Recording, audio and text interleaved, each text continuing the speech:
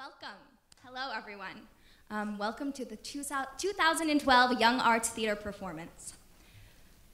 For 31 years, the Young Arts program has been encouraging and supporting young talent in their pursuit of a career in the arts, and it all starts right here on this very stage. My name is Lily Fuller, and I'm an alum of this program.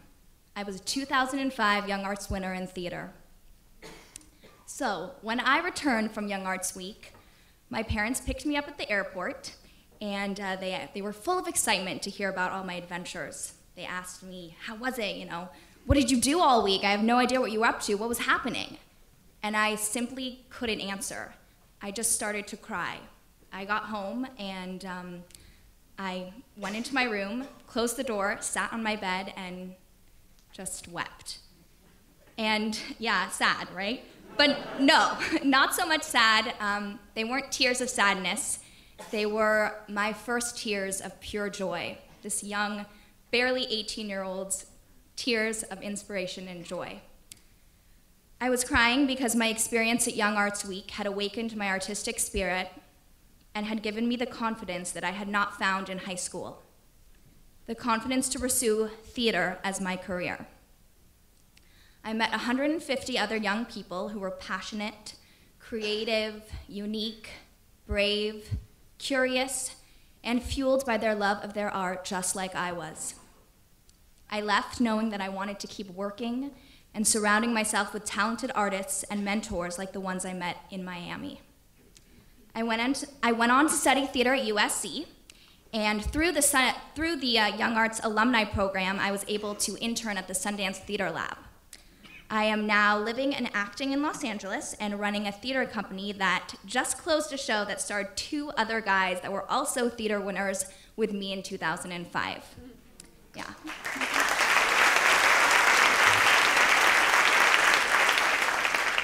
The fact that I'm still working with them will also be true of the young actors that you will see here tonight.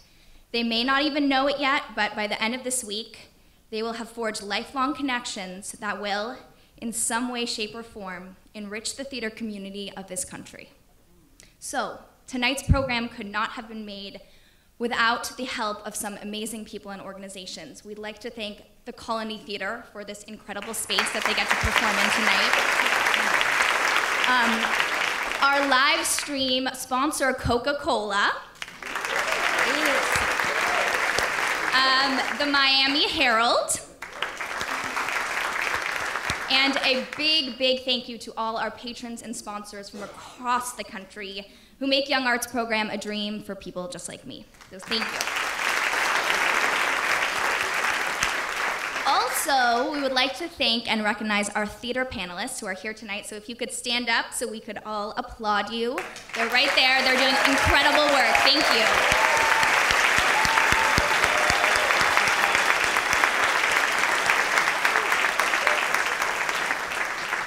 So some of you may know this, but if you don't, this performance and all the performances of this week are being live streamed on the internet, which is awesome because people that are not here can see this incredible work.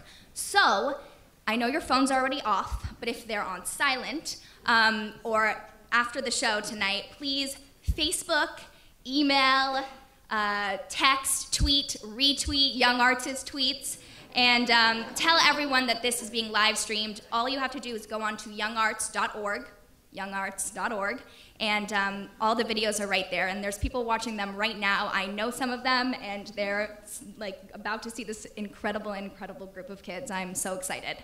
One more thing, or 2 more things. If you'd like any more information, there's a table outside in the lobby, and also you can visit our website again at youngarts.org.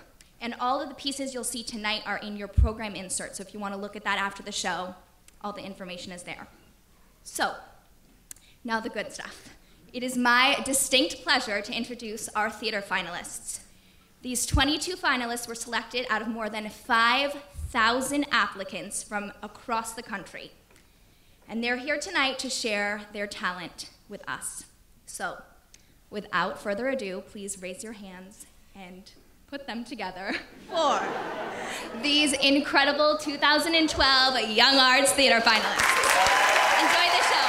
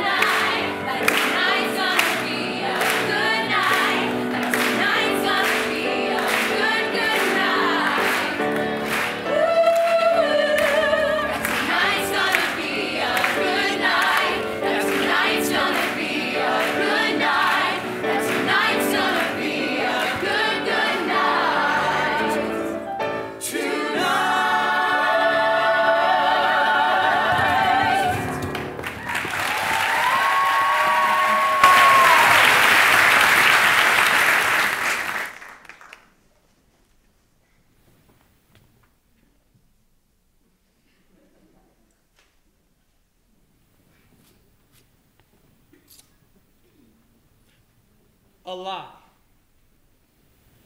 What do you know about what's a lie and what's the truth?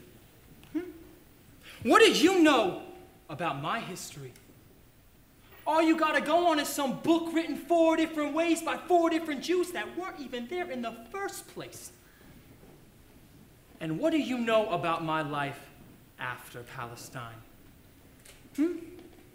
What do you know about what I might have did or didn't do after I got back home to the motherland? That's right. You don't know jack shit, do you? They didn't write down that part of the story, did they? Shit. Yes, I met Jesus. Seemed like a fine fella. Dressed like a hobo and smelled like a goat, but give the boy a shave and a shower and he would have been basically all right. And I'll tell you something else. Unlike Judas, that Nazarene boy, he had character. He didn't come on me begging and groveling, crying like some bitch. No. He faced me like a man, like a Roman, almost. And that impressed me. Now, you can say what you want and think what you want, but them Jews were fixing to pitch a fit until that boy was served up for lunch like chicken in a skillet. And they had numbers on us that weekend, too. 200,000 strong converging on the city for the high holy days. I did what I had to do to preserve the damn peace. Why? 'Cause that's my damn job. I did my job. I did my damn job. And now you want to call me a liar? Question my veracity and my character. I am a Roman lady.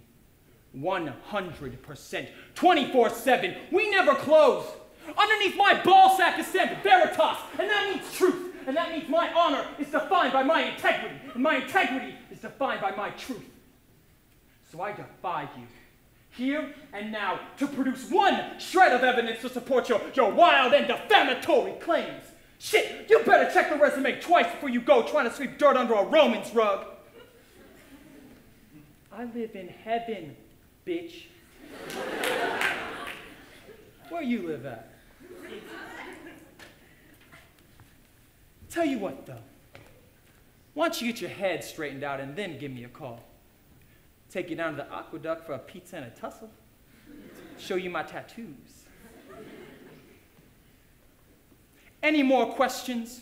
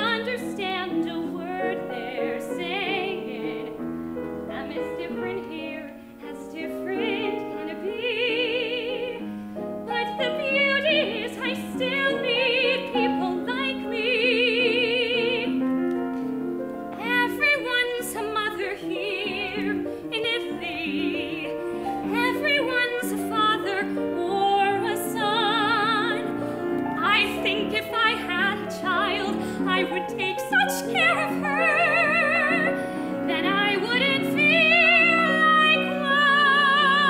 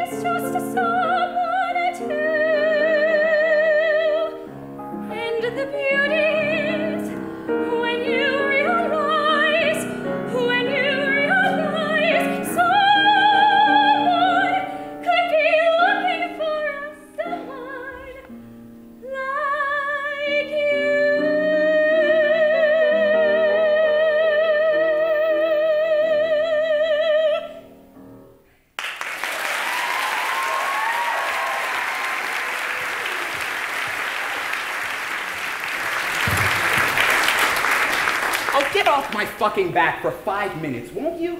I mean, I've got all night to push you away. Do I really have to start midday? Can't you relax? Can't you, if for no other reason than the sparkling change of pace it would bring, call off your sour marching band? Yes, I am more attractive. Yes, I am more desirable. But that means just that. More people desire me and want me and fantasize about me, etc. than you. But you are not bad-looking, Roman. And I've told you so, and I've told you so, and I have told you so. I've complimented you. I've repeated compliments that I've overheard or thought that I overheard.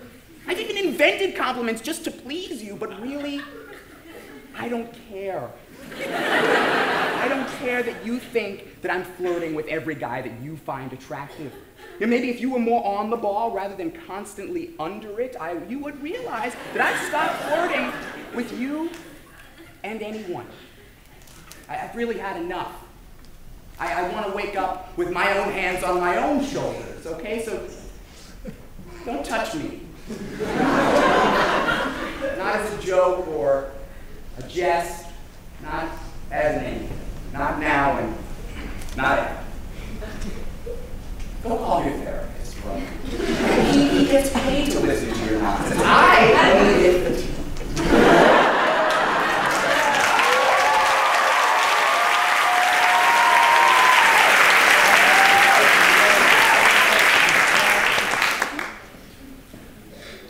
So, I just feel like I need to talk to you.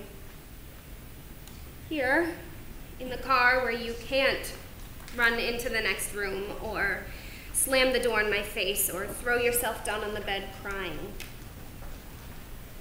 Car seems like a good place to talk, right? I think so.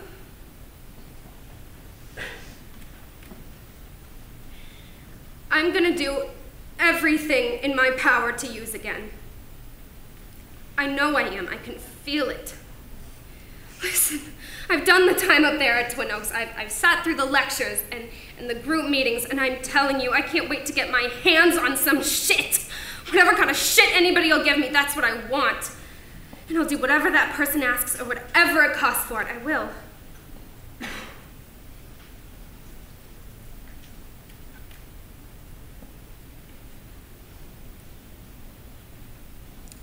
I know that that's not what you want to hear, Mom.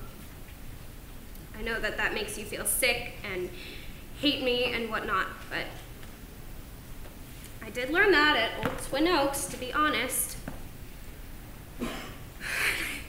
Told them all the other crap, too, that they wanted to hear about me getting better and the like, but the honesty thing, it really stuck with me. It just kind of came over me as we were driving, just this desire to be honest.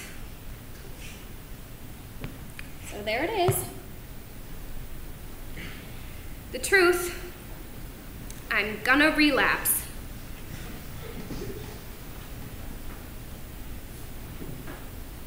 So you can turn around if you want to.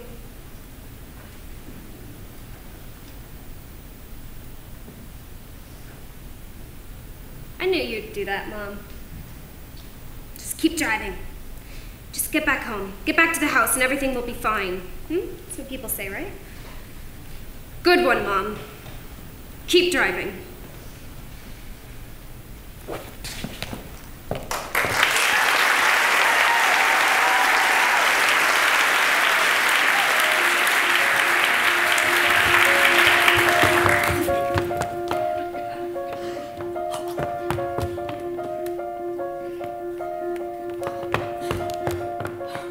Someone's being bashful. That's no way to be. Not with me. Can't you see that I am just as embarrassed as you? And I can understand your point of view.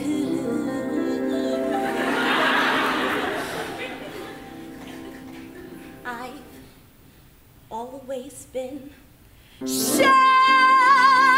I confess that I'm shy. Can't you guess that this confident air is a mask that I wear 'cause I'm shy?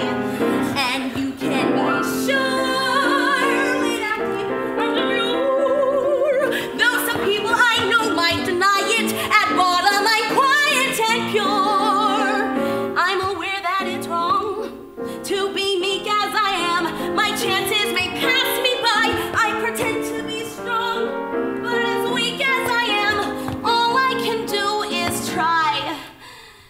God knows.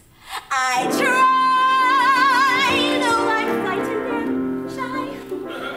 And despite the impression I give, I confess that I'm living a lie. Because I'm actually terribly timid. And horribly shy.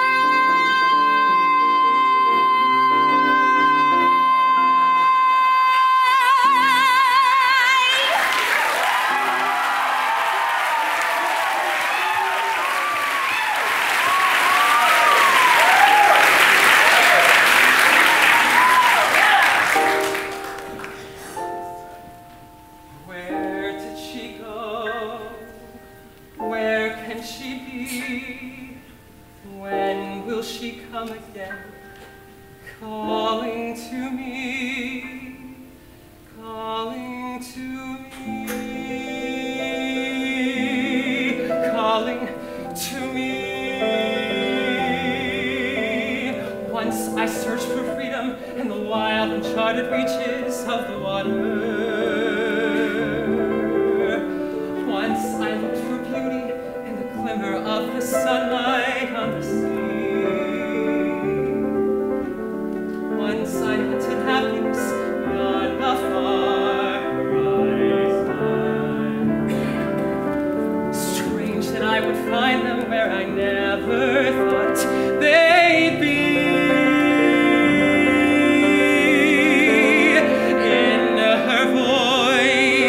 I hear the ocean sighing. In her voice, I hear the windswept sky. And that sound, it spins me round and haunts my dreams until it seems I'm flying. Her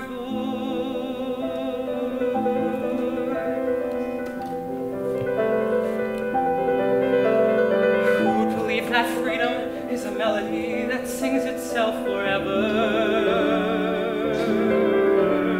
Who'd have known that beauty is a lullaby that echoes on your mind? Who'd have known that happiness is pure, unending music? Who'd have known her voice is what I sailed so far to find?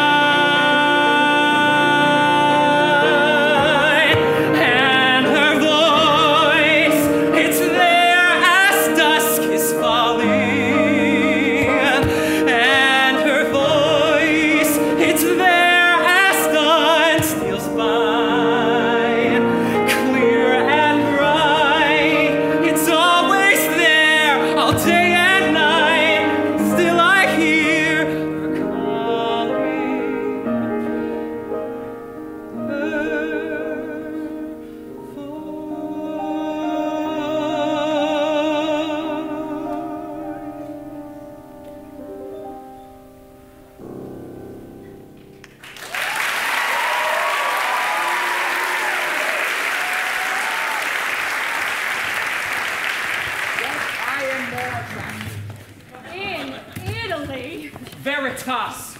I am just as embarrassed as you. I'm gonna relax.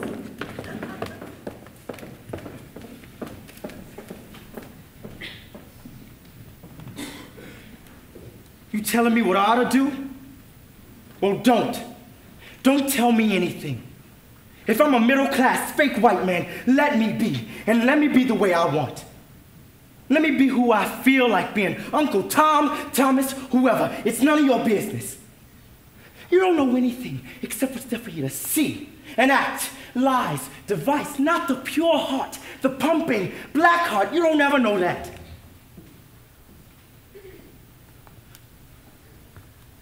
And I sit here in this button-up suit to keep me from cutting all your throats. I mean wantonly. You great, liberated whore. You screw some black man, and right away, you're an expert on black people? What a lot of shit that is. The only thing you know is that you come if he bangs you hard enough, and that's all. The belly rub? You wanted to do the belly rub? Shit, you don't even know how. That old dip-de-dip shit you do, rolling your ass like an elephant, that's not my kind of belly rub. Belly rub is not Queens. Belly rub is dark places with big hats and overcoats being held up with one arm. Belly rub hates you. Oh, bald-headed, 4-auto phase, popping their fingers. Don't even know quite yet what they're doing. They say, I love Bessie Smith, but don't even understand that Bessie Smith is saying, kiss my black ass. Kiss my black, unruly ass. But for love, suffering, desire, anything you can explain, she's saying, and very plainly, kiss my black ass. And if you don't understand that, it's you that's doing the kissing.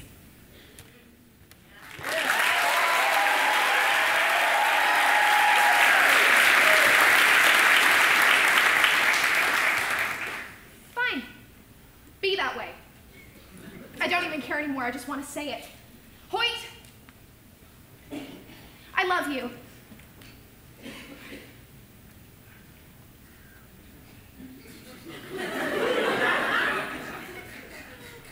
I'm sorry.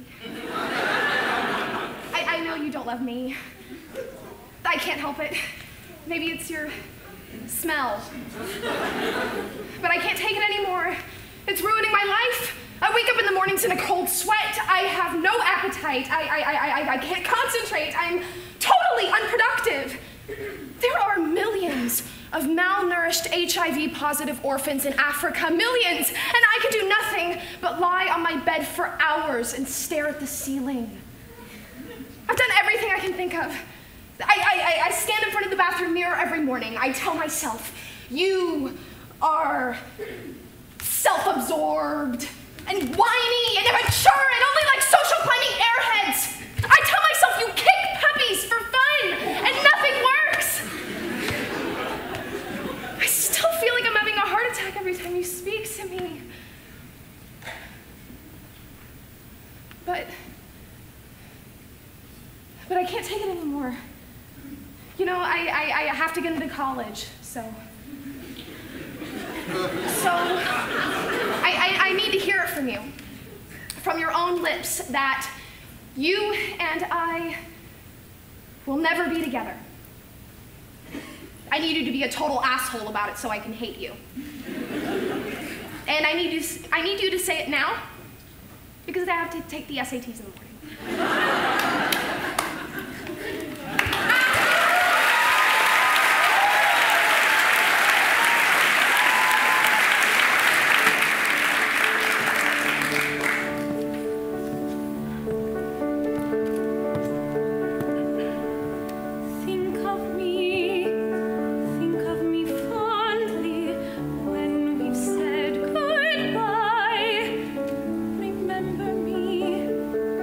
Every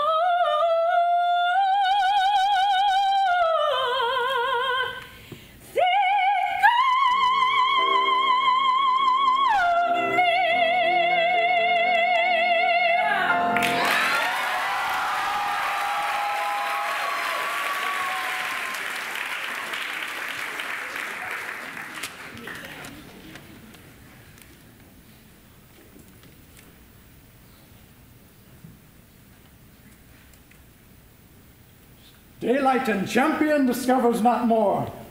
This is open. I will be proud. I will read politic authors. I will baffle Sir Toby. I will wash off gross acquaintance. I will be point devise, the very man. I do not now fool myself to let imagination jade me for every reason, except to this, that my lady loved me. She did commend my yellow stockings of late. She did praise my leg being cross-gartered.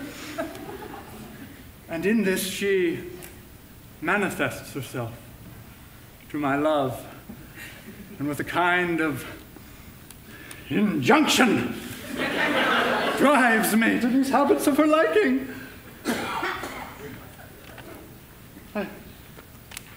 I thank my stars. I am happy. I will be strange, stout in yellow stockings and cross-gartered, even with the swiftness of putting on. Jove and my stars be praised. Here is it, a postscript. Thou canst not choose, but know who I am. If thou entertainst my love, let it appear in thy smiling.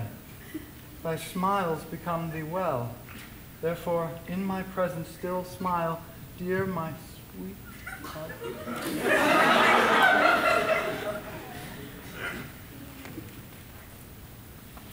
Jove, I thank thee. I will. Smile.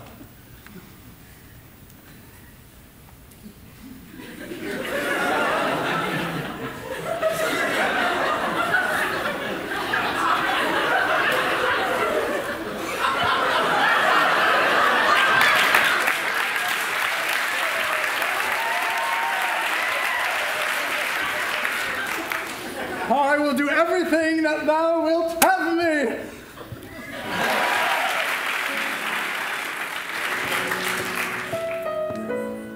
I thought home was all I'd ever want. My attic, all I'd ever need.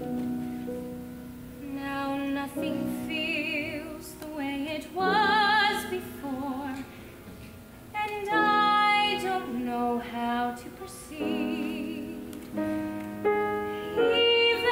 now I feel its heat upon my skin, a life of passion that cools me from within, a life that I am aching to begin. There must be somewhere I can be. Astonishing, astonishing. I'll find my way. I'll find it far away. I'll find it in the unexpected and unknown.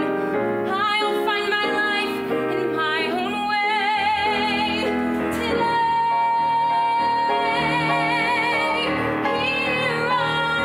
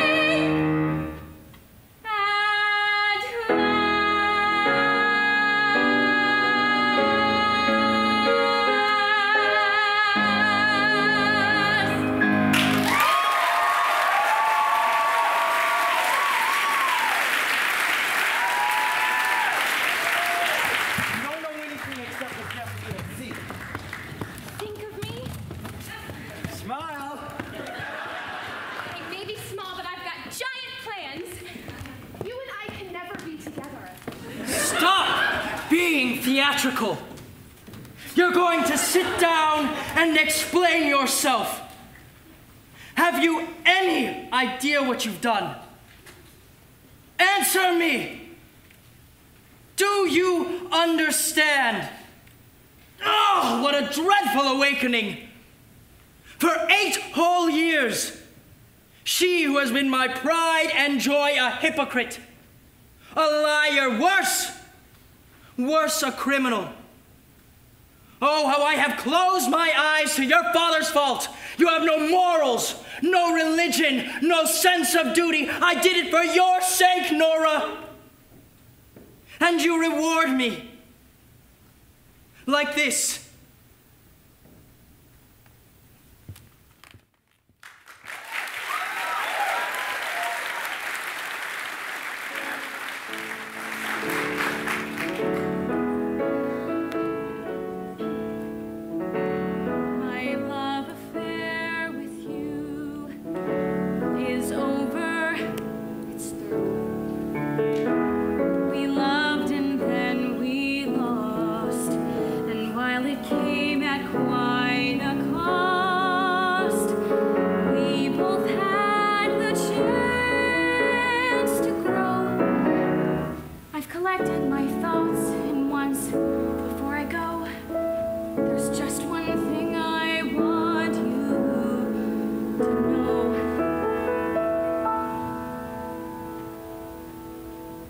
You in the face.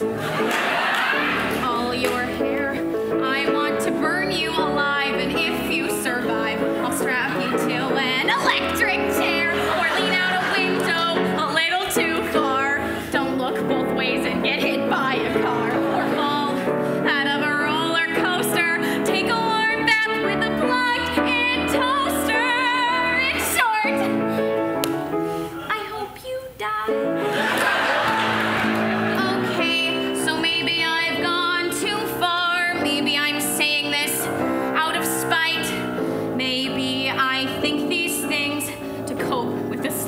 Alone each night, but obviously I'm still thinking of you and wishing that we could just start over new. What if we both give it one more try?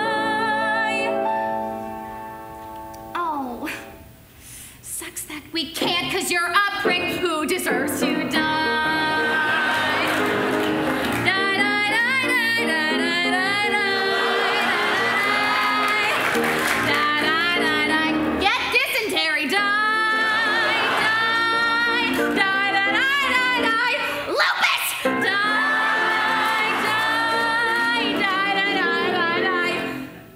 You're getting out of the shower, and there are your tweezers on the floor because you're always plucking your eyebrows and always caring more about your eyebrows than you ever cared about me. And then when you fall, the tweezers pierce you right between your eyes.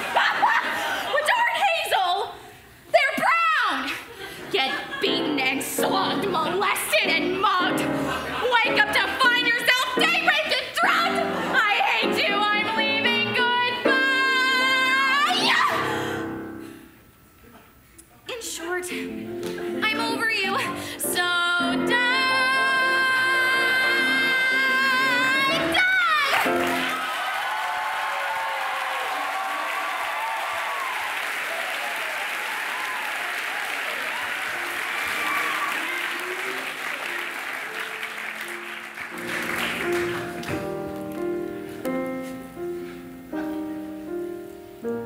I'll never be a knight in armor with a sword in hand, or a kamikaze fighter.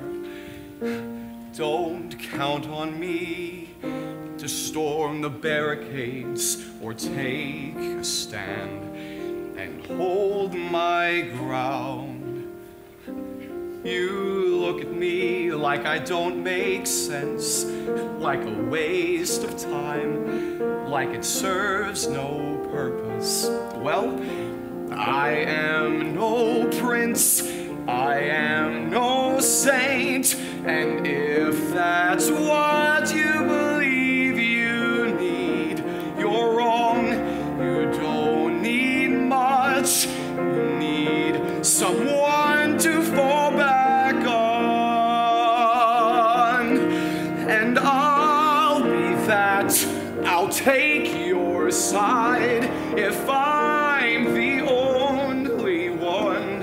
I'm used to that. I've been alone. I'd rather be the half of us, the least of you, the best of me. And I'll be your prince. I'll be your saint. I will go crashing through fences in your name. I swear I'll be someone to fall back on. Your prince, your saint, the one you believe you need. I'll be someone to fall back on.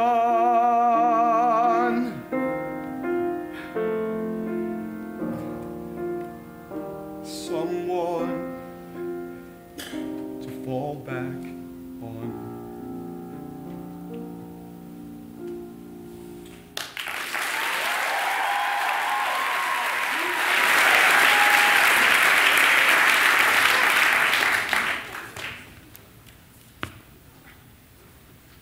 I've been standing with you.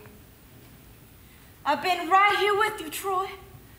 I got a life too. I gave 18 years of my life to stand in the same spot with you.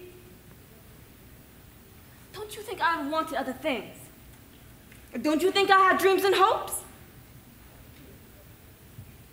What about my life? What about me? Don't you think it ever crossed my mind to want to know other men? That I wanted to lay up somewhere and forget about my responsibilities? That I wanted someone to make me laugh so I could feel good? You're not the only one who's got wants and needs, Troy. But I held on to you. I took all my feelings, my wants, my needs, my dreams, and I buried them inside of you. I planted a seed and watched, prayed over it. Well, I planted myself inside of you and waited to bloom. Didn't take me no 18 years to find out the soil was hard, rocky, wasn't never gonna bloom. But I held on to you, Troy. I held you tighter, because you was my husband. I owed you everything I had, every part of me I could find to give you. Upstairs in that room, with the darkness falling in on me, I gave everything I had to try and erase the doubt that you wasn't the finest man in the world. Wherever you was going, I wanted to be there with you because you was my husband. Because that's the only way I was gonna survive as your wife. You know, you're always talking about what you give and what you don't have to give. But you take too. Troy, you take. And don't even know nobody's giving.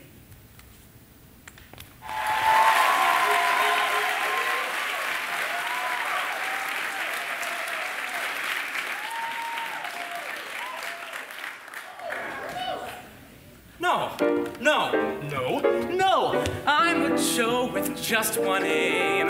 Every night to date a different dame. Call each one of them the same pet name.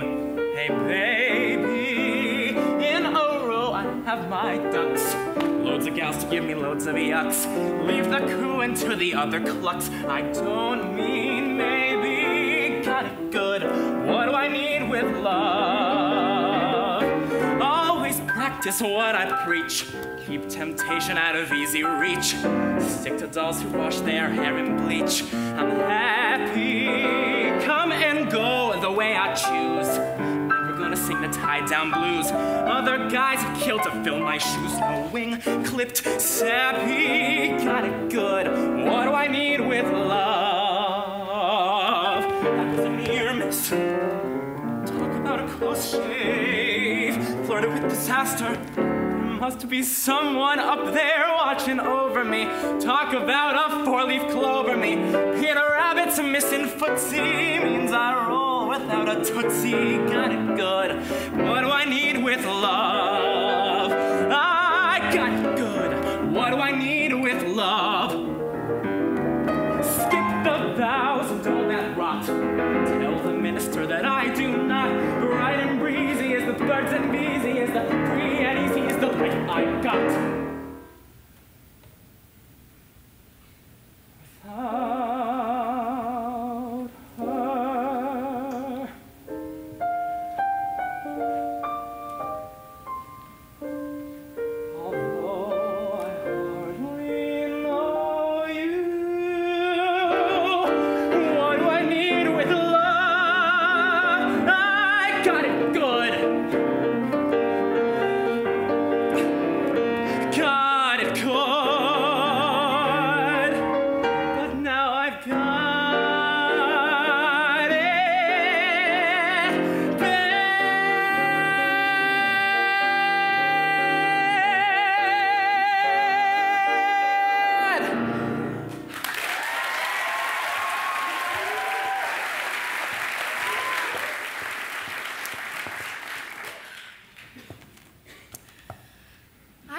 Home to Westchester to visit with Screecher. Screech is my none too affectionate name for my none too affectionate mother. And Screecher's all Ellen. No. Ellen, god damn it. You never goddamn come goddamn home for a goddamn visit, god damn it. So I went home for a visit. God damn it. You know, she's not pleased. I just so cannot win here. All right. Maybe I should have called first. Maybe I shouldn't have shown up at 3 in the morning. Maybe I should have had a key and not broken the window to get in. But, you know, we all have things we'd like to do over. So, I'm there, in my once room, but it's not my room anymore. Oh no, after all that fuss Screech made about me coming home, there is no home left for me now. Just wicker baskets and doll heads and dried flowers. Screech has gone and transformed my room into a craft room. And as those doll heads stared at me, I realized my childhood is so goddamn over. When did that happen, right? In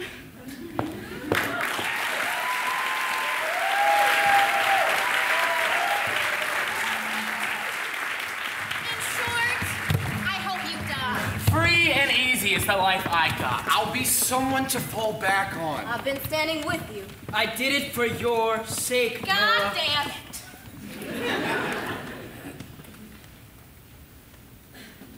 There was an accident. She fell. She was up on the kitchen counter next to the sink, and Nora had just washed her hair, and she was lying there, like always, except Nora had forgotten to get a towel, and so she went to the cupboard just a couple of steps away, and I came in the back door, sort of at the other end of the room, and I guess it was slippery and wet and soapy up there. But Annabelle just reached out, just stretched out her arms to me. I mean, she was happy to see me. And she kind of turned sideways and just slid off. I ran up to catch her. I ran straight up there. I was almost there when she hit the floor. And there was a small truck there, a toy truck. And this one part of her head, this one little part of her head hit the edge of the truck. I mean, there were possibilities of saving her, and I have thought this through a lot, and there were 3 possibilities. One is if Nora had not forgotten to get a towel, but you cannot blame Nora. People often forget little things like towels. And then 2 is if Annabelle had not stretched out her arms and turned sideways, but she was a small child. I mean, balance is something that even an adult occasionally underestimates. And then 3, and the last and final hope to save her, is if I had caught her. You weren't there.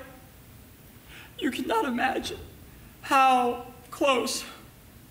You cannot imagine how close. No, don't touch me. You think you won't hurt me. Look! Look at me! Look! Look! I have scars all over my body. Dozens and dozens. This one, I got just from touching the top of her head. And this one was from when she fell asleep. Her cheek was right here. Here, from when she kissed me. I have hundreds of them. Hundreds and hundreds, like stars all over my body.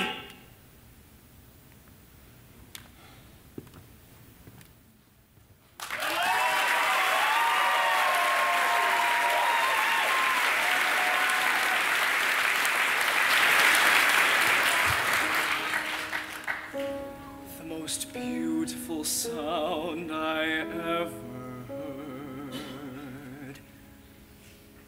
Maria, Maria, Maria, Maria. All the beautiful sounds of the world in a single word.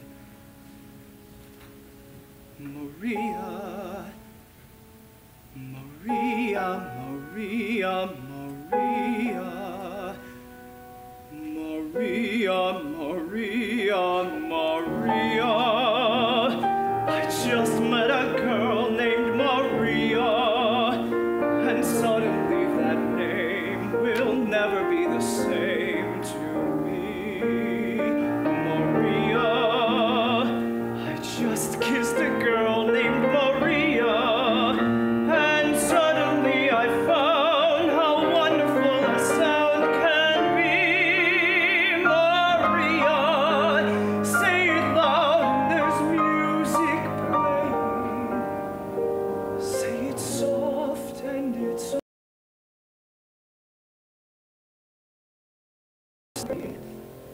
Maria, I'll never stop saying Maria, Maria, Maria,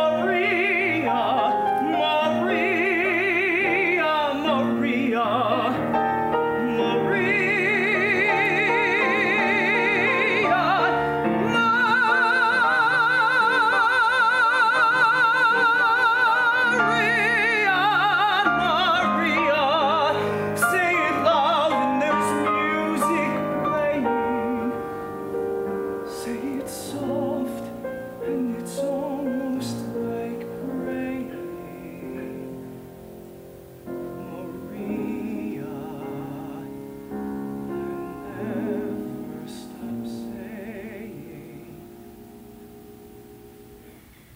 Maria.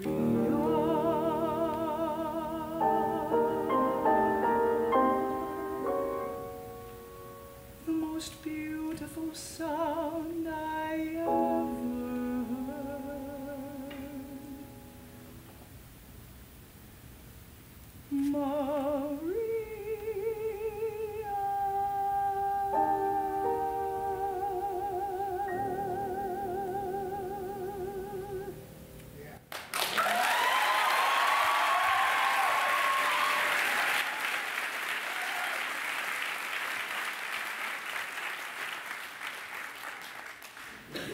If you knew me any better, you'd see that this is exactly the type of thing that's likely to happen to me. Me getting knocked up, I mean. The point is, it was my first time. I was a virgin before that. Wouldn't you know it, I'd get caught. I mean, aside from everything else, I'm not particularly lucky either. You see, if I were lucky, Harold and I could have succumbed to our silly little passion, and that would have been that. And New Rochelle, of all places. I mean, I lost my virginity in the attic of an old house in New Rochelle. Harold's grandmother's house. And what comes next but his grandmother, who's supposed to be in the city for the day, but instead she's standing in the door of the attic, screaming, "Oh, stop that this instant!" Needless to say, it was a bit out of the question. Stopping. At that particular moment. I guess it sounds kind of funny now, but at the time it was pretty rotten. And Harold, of all people. I mean, a girl finds herself in this predicament. She'd at least like to think of the cause as being some handsome, clever guy with charm and experience. But Harold? Harold is about 6'2", 125 pounds tops, an economics major at CCNY. And that's about the best I'll ever be able to do. I know it. Ever since I found out I was pregnant, I've been walking around with my face down to here. My mom keeps saying, "You know, I don't know what has gotten into you lately." So I finally told her. A kid named Harold, as a matter of fact.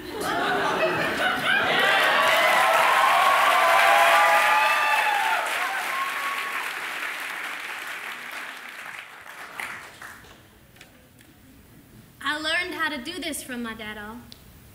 And he learned it up from great-gran, who took it on from the Reverend Solomon Bracewood. Only dad-o on me now, though. Snake handling. With the Holiness Church. Down where I come from, we take God pretty serious. You got the spirit, snake don't bite. If he bites you, you know you ain't got the spirit. Makes the difference real clear, don't it? I mean, it's right there in Scripture. Mark chapter 16, verses 17 and 18. "And these signs shall follow them that believe. In my name they shall cast out devils. They shall speak in new tongues. They shall take up serpents. And if they are ever to drink any deadly thing, it shall not hurt them. They shall lay hands on the sick, and they shall recover." I don't figure it could get any clearer than that. You know, there's some churches don't use snakes. Use strychnine. Powdered poison, same idea, though. They mix it with some cherry Kool-Aid, sing them a hymn, drink it off, and then just stand around waiting to see if they fall over. Ain't much of a show. Not like snakes. When I handle, I keep them in this box. Sometimes I stick my foot in, or maybe leave it open side to my chest. There's some lay it to their face. I don't. Scares my eyes.